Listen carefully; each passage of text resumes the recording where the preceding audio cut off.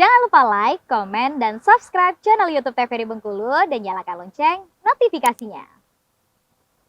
Assalamualaikum warahmatullahi wabarakatuh. Halo pemirsa, bagaimana nih kabarnya hari ini?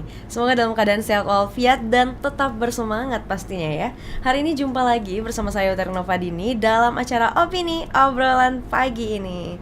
Nah pemirsa, seperti yang kita tahu nih, kalau sekarang ini banyak sekali orang yang mencari lapangan kerja. Namun tidak jarang juga banyak juga anak-anak muda yang kreatif dan juga inovatif yang berusaha untuk menciptakan lapangan kerja sendiri nih. Nah, tema kita pada episode kali ini adalah kiat berwirausaha bersama dengan Bang M. Wafi Aulan. Beliau ini adalah seorang entrepreneur muda. Baik, langsung saja kita sapa ya.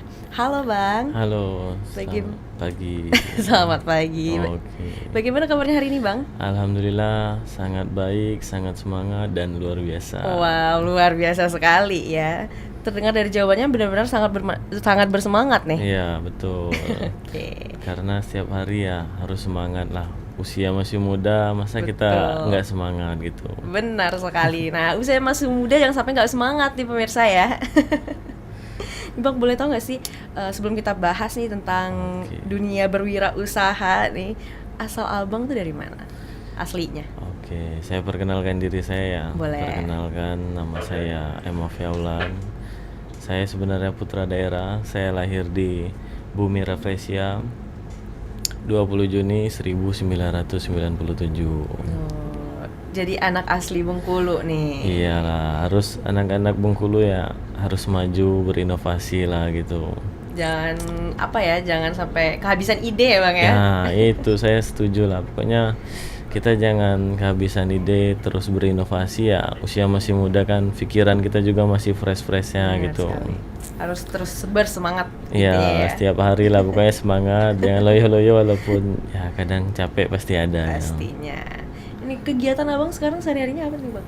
Ya sehari-hari sekarang saya lebih fokus ke strategi bisnis. Kalau saya dulu mungkin di operasional saya sering mengatur tim untuk menghandle operasional, sampai saya juga sering dulu turun ke operasional. Tapi sekarang ya saya lebih fokus ke plan bisnis, ekspansi bisnis, dan saya menemukan ide-ide inovasi untuk kedepannya kira-kira bisnis apa yang harus saya lakukan gitu. Menjadi seorang pembisnis sih berarti setiap hari itu harus muter otak ya? Ya nggak bisa, pokoknya kalau kita berbicara tentang jadi pengusaha itu adalah zona yang paling nyaman, itu tidak pernah. Itu hanya bullshit impian awal aja, tapi pas tiba di kenyataan ternyata kita nggak bisa seperti yang awal kita inginkan gitu. Nggak bisa tenang nih pikiran ya? Ya sangat-sangat nggak bisa gitu. Malam aja kadang kita ya malam mungkin kita kan nggak ngurusin bisnis, urusan yang lain, orang udah tidur ya. Kalau saya mah sering mikir lah, malam saya mungkin lebih tenang, duduk di samping saya sambil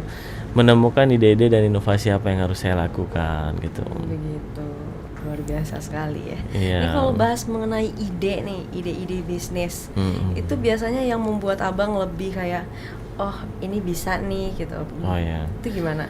Yang pertama mungkin saya akan meriset market saya. Kita membuat sebuah bisnis itu bukan apa yang kita jual, tapi apa sih yang dibutuhkan oleh market gitu. Kadang mereka bisnis ya, anak-anak yang sekarang mungkin merasa, oh saya bisa nih bisnis, saya hebat loh gitu. Tapi kadang mereka tidak meriset market ini perlu apa loh. Dan sekarang mungkin adanya Wafi Laundry 2019 saya pernah meriset, oh market memerlukan barang dan produk instan, dan dari jasa kita akan mengeluarkan produk layanan jasa yang mungkin mereka tidak bisa lakukan di setiap hari. Karena kenapa? Adanya rutinitas kerja yang padat. Nah, pentingnya riset berarti ya untuk menciptakan berbagai macam ide. Nah, untuk merisetnya itu awalnya itu gimana Bang? Ya, kalau sekarang mungkin udah terbiasa nih ya. Nah, awalnya itu gimana? Ya mungkin bisa disebut mungkin saya ada keyakinan dari diri dan saya belajar. Oh, saya lihat-lihat mungkin ya zaman sekarang banyak media sosial, YouTube, TikTok dan banyak yang lain yang kita bisa belajar menganalisa apa sih yang di market butuhkan. Itu dari kita lihat budaya daerah juga ya. Kadang seperti Jakarta mungkin ya mereka terlalu sibuk, jadi kita bisa lihat, oh nggak mungkin lah orang sibuk itu bisa cuci sendiri. Dan banyak juga tindak kriminal yang sering dilakukan ketika mereka merekrut orang yang bekerja di rumah mereka, ternyata mereka bayar per bulan, tapi kadang ada beberapa barang yang hilang atau kejadian sesudah mereka kerja. Jadi kayaknya kita lebih pas menyiapkan jasa, dan mungkin kita bisa buka bisnis di bidang jasa ini agar kenapa? Mereka tahu, berarti mereka lebih enak menyediakan jasa yang sudah jadi daripada merekrut orang, dan banyak cara-cara yang harus kita lakukan gitu. Begitu. Jadi pemanfaatan sosial media Iya, berarti ya. oke, betul. Salah satunya ya. Iya. Oke. Nah, kalau gimana nih ceritanya bisa kepikiran untuk berwirausaha? Dimana kan kalau anak-anak muda zaman sekarang itu kepikirannya untuk ya udah cari lapangan kerja aja deh dulu, belum berpikir tuh untuk Iya. berwirausaha. Nah, itu gimana menimbulkan pikiran seperti itu? Oke, saya ceritakan sedikit ya, walaupun sedikit panjang. Tepatnya saya kelas 2 SMP, itu sekitar usia saya mungkin ya 14 sampai 13 tahun ya.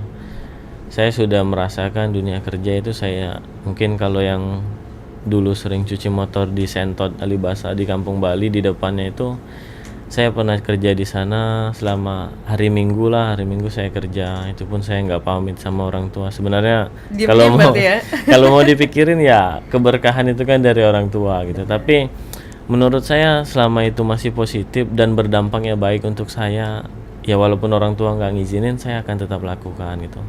2013 usia saya 14-an, saya cuci motor. Tepat di SMA sekitar saya umur 15 sampai 16 tahun. Saya mungkin ada Wafi Pomade Store. Dulu saya ngambil barang dari Jakarta. Saya sempat nitipin pomade ke pangkas-pangkas, dan sejak itu ya mungkin mental secara rasa malu mungkin saya sudah hilang lah. Malu dalam hal baik ya, Iya. maksudnya. Jadi malu yang lain ya, iya, biasa. malu.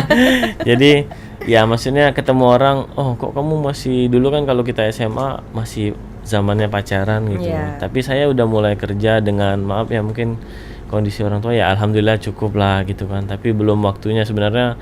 Saya seharusnya difokusin untuk kamu kuliah aja, nanti sekolah bagus-bagus. Tapi saya berusaha di usia 16 sampai 15 tahun, 15 sampai 16 itu saya sudah ngantar-ngantar pomade ke pangkas, saya titipin gitu. Ini saya titip ya, nanti jualnya berapa bebas ya. Saya hanya ngambil untung 10.000 sampai 15.000 dulu, menurut saya uang itu udah besar ya. gitu kan. Tapi dari situ saya titip dan berjalan hanya 1 tahun. 1 tahun itu saya menemukan kompetitor yang banyak. Sekarang masih ada, mereka masih jualan. Saya nggak bisa sebutin brandnya satu-satu gitu kan. Jadi setelah mereka jalan, akhirnya kayaknya saya harus mundur lah. Saya fokus kuliah lagi gitu. Tapi saya tetap mau bayangin lah, ini bisnis kayaknya enak ya gitu. Akhirnya saya lanjut kuliah, dan SMP, SMA kelas 3 saya buka cucian motor lagi karena pomade saya tutup lagi gitu. Dulu yang saya kerja, sekarang saya buka cucian motor sendiri di depan rumah. Gitu. Ternyata berarti ini orang tua udah tahu nih. ya kali itu udah pamit, saya minta udah uang pamit. dulu, ada tabungan saya sekitar 2 juta dan dikasih modal 3 juta lagi, 5 juta sekian untuk bangun-bangunnya gitu di depan rumah. Jadi pulang sekolah saya cuci motor kelas 2 SMA. Jadi hari Sabtu hari Minggu kan libur, kalau hari Minggu ya pagi. Oh ternyata saya sambil mikir ya, ternyata wirausaha itu capek ya, cari uangnya gini-gini. Dipandang orang ya, kalau kita baru memulai itu pasti dipandang orang ya, cuma cuci motor, dia pasti juga gitu kan. Jadi berjalannya waktu ya bisa sampai ke titik ini gitu. Nanti saya lanjut lagi kan. Setelah itu akhirnya usaha saya lanjut kuliah. Nah kuliah itu saya menemukan lagi, usia saya masih kuliah. Masuk kuliah itu kalau nggak salah sekitar umur 20-an apa 21 kalau nggak salah saya. 19 sampai 19 sampai umur 21 itu saya nge-Grab. Tepatnya di 2017 sampai 2019. Itu kan Grab lagi musim. Saya akhirnya jadi supir Grab. Saya pernah bawa mobil travel juga gitu ya. Maksudnya sambil kuliah, cuman Memang udah tertarik jadi ya, udah kecanduan berbisnis berarti ya. kayaknya kalau iya bisa jadi kecanduan, tapi ya dulu kan kita nggak bisa mencerna, menganalisa itu dengan hal-hal yang bagus itu nggak, yang tahu saya ya dapat Ngalir uang aja aja gitu ya. gitu. Yang penting saya hari ini dapat uang, saya nggak maling, nggak ngambil hak orang, itu aja sih yang dulu saya pikirin gitu kan. Jadi udah jadi supir Grab 2017 sampai 2019. Nah inilah saya menemukan Wafi Laundry gitu ya. Sekarang akhirnya lahirlah ide tersebut ya Bang ya. kenapa saya bisa menemukan Wafi Laundry? Dulu saat saya nyupir jadi supir Grab, ya saya kan pulang kadang subuh pagi gitu kan. Jadi banyak orang-orang yang Grab sama saya itu ya kadang dia mau ngantarnya aja malas. Jadi saya pikir, wah, ini kayaknya budaya hidup pengen instan semua gitu. Oke. Jadi kan Akhirnya.